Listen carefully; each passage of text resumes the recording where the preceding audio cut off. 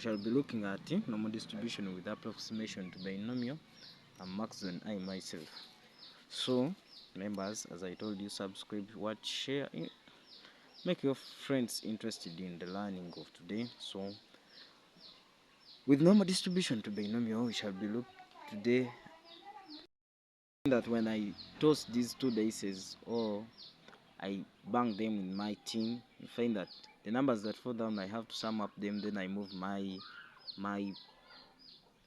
tabs I'm using to play. So two dices.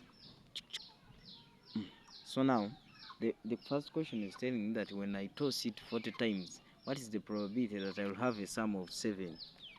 I have tossed it 40 times out of the 180 times that I have to toss it. So let us have the question. The question is telling us that a pair of dice is tossed 180 times. Determine the probability that a sum of 7 appears exactly 40 times or between 25 and 35 inclusive times. So what we shall have to do, we shall first find the sample space, the total sample space when we toss these dices. Dice one up and then the other dice on the other side. Have dice A and then dice B the other side. So I will be just summing up 1 plus 1, I get a 2 here. Then 1 plus this 2, I get a 3 here, like that, until I fill up my table. In this table quickly, when I have here my 6 and I have here my 7, the next column I will just start with this 7 and then I fill up 7, 8, 9, 10, 11, 12, like that. You might be asking yourself that how did I know that this question wants normal approximation with normal distribution with approximation to binomial? What you should know that when I'm provided with 180, remember with questions of binomial distribution or binomial probability, the number of n in the tables of UNEB, it is up to 20. So if it was 20 times, then I would have just applied the binomial probability principles directly. But then here it is 180, and I know very well that this is the n, this is the sample space. So when I come here direct, I will relate my event that the sum of 7 is picked when a pair of this is tossed. I let it to be maybe E. So the number of E, I just come here, I count this, the whole of this column here. I count the number of 7s I have, and there are 6. Then I'll come here and I have my probability of n is equal to the number out of the sample space, which are 36. So the n is 180. So meaning that the probability of success is just 1 out of 6, which is this, the probability that I have picked a 7 or I have tossed a 7, the sum is 7. So then if the probability of success, which is P, is 1 out of 6, then the other probability is 5 out of 6.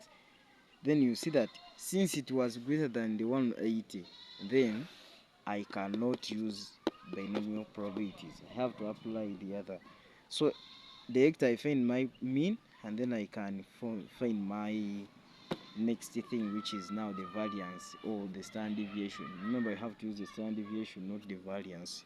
So we shall find the variance and then we get the square root, and then we proceed like that. Then this probability of the probability we want, that probability of so remember I have let the event, so the probability I want that x is equal to 40. Our standard deviation, which is the square root of the variance, and then we come this say maybe we can say let x equal the number of times a sum of 7 appears. Then we come here and say probability of x is equal to 40. Remember, this is now by normal distribution. Our probabilities must be in ranges so that we can determine where we are coming from on those graphs, the graphs of this kind, so that we can know where we can come from, where we're ending. So members, when you do like this, we find this normal distribution, and then we come to the last part, the question which was asking us to find the other, this last part for between 25 and then 35 inclusive. So the inclusive part, we use these signs, the less or equal to signs, so those are that's how we find that probability. Remember, it is a matter of time, so that is the probability we find. Another thing that you should know, that this from 25 to 35 is already given as a range, so you can just direct find the mean. You find the value of z. Remember, here in normal distribution you find the values of z, and then we continue with the calculations. How do we find z? Z is equal to, we get this c members time, we get this x minus the mean mu out of the standard deviation. Members, I shall continue from there, but then of course I'm limited with the time.